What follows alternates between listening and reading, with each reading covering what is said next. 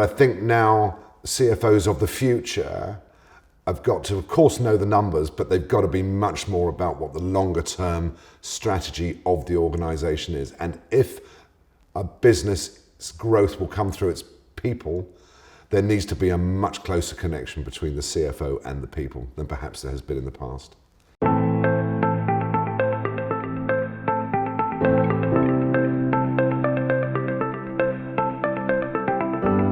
One of the challenges of the CFO, they just have so many meetings, so much analysis, so much data to deal with, that actually going to visit people, see what the firm's actually doing from a product point of view, a solution point of view, a technology point of view, is so important for their personal development, but also for the corporate development of a firm. And I think that applies to all of the board directors, is that we've got accustomed that we work in the boardroom, whereas much of the good work that you can do is outside the boardroom, visiting the sites, meeting the people, meeting the customers, meeting the things that you really do as a firm.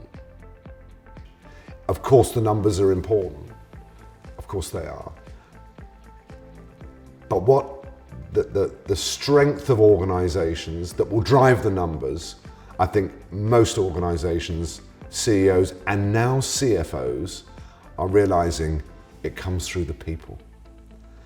And therefore the CFO that maybe has been high on IQ have had to start to seriously think about the strength of their EQ. So your CFO is your right hand, right? I mean, absolutely. Particularly for people like me who I like vision and future and, where we're going. And so for me, my CFO needs to also keep me honest, right? Needs to really be looking at the fundamentals of the business and thinking about, how do we improve those in a very disrupted environment over the long term. So there's a lot in there about risk, around scenario planning, around, thinking through what strategic choices do we need to make ourselves more resilient? What financial levers are we going to really double down on that are going to give us the best return over the long? And these are hard questions in an environment where everything is changing all the time. People say it's a lonely job being the chief exec, and to some extent it is. But you do have, if you've got a really good CFO, then it's not nearly as lonely. And the key is you've got to be able to challenge each other, and very openly and very straightforwardly.